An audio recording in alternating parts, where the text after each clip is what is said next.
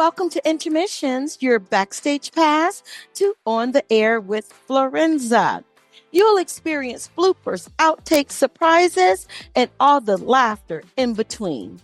Intermissions is unscripted, unfiltered, and undeniably Florenza. So put your hands together to welcome today's guest to the show. Reader, hey, this might be your bag of tea. Yeah. You built in some tension in the romance, which was very nice.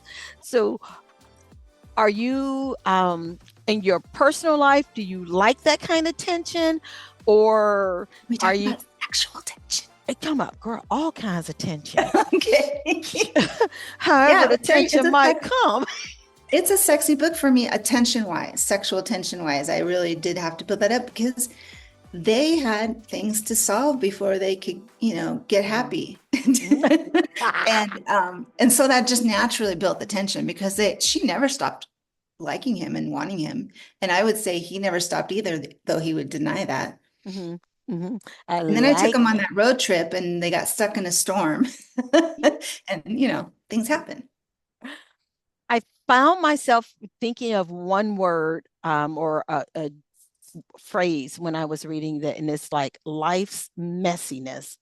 You had a way of just bringing the messiness to the forefront, and it wasn't quite like watching Jerry Springer. My daughter watches Jerry Springer all the time, right? And she's 36, and I'm like, why do you still watch this? Like, you've been watching this since you were 17. What is it? She's like, because it reminds me my life is not as bad as I think it is. Yeah, I mean, this book does have a sense of it. She's a train wreck. Olive is a train wreck, and she has things to figure out. It was fun. Do you find that by writing some of the messiness that it prevents you from having these same messy situations in your life, or do you kind of go, you know what? I'll figure that out. Maybe I can introduce some messiness to my own every day. I mean, I think it goes back to the fact that fiction is more fun than truth. And, maybe it's a little bit of that Jerry Springer effect. You don't want to open up a book and have them be in love on page 1. I had to mess things up a bit. You messed it up a lot of bit. I did. You have to make them both the person that they're supposed to be with, and yet the absolute wrong person for them. And it has to be that way for conflict. And I will say I cheated by giving them a pass. It's a built-in conflict. So there was a cheat there. Yeah. Made it easier.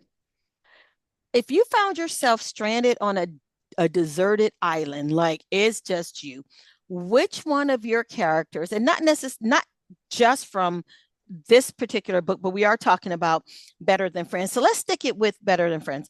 It would be Noah. Absolutely. With that, I would not even hesitate because Noah can do anything. You want to do it when you're stuck on an island. You do. Not unless you want to be doing, and I don't want to be doing. And he is a doer. Like, he can figure anything out. He can fix anything, build anything, do anything. If all your characters were sitting around a Thanksgiving table, we just had Thanksgiving, and by the time that this airs, we'll be looking closer to just finishing New Year's. So let's just keep it on New Year's. If everyone is sitting around the table for New Year's, who would be the one to start the most drama? Katie. Seconds before Katie. The best friend. Katie, the best friend. She cannot help herself.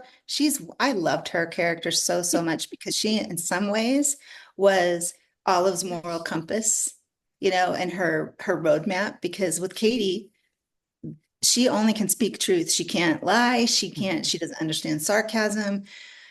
She is just a walking truth ball, whether you want to hear it or not. Yeah. My niece is on the spectrum, and let me tell you, hoo-wee, honesty. There are no secrets when Katie's around because she cannot keep them.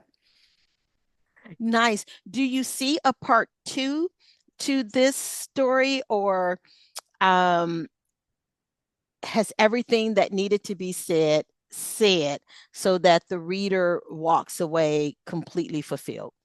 I hope the reader walks away completely fulfilled. I have an epilogue in there. I do have a little calling to write a short story for them a couple years down the road, including Katie and her husband. And so maybe stay tuned for the reader. Hey, this might be your bag of tea.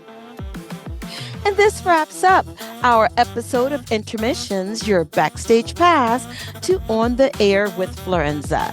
Be sure to check out the full interview for this author as well as others on Florenza's podcast, On the Air with Florenza. And until next time, cheers.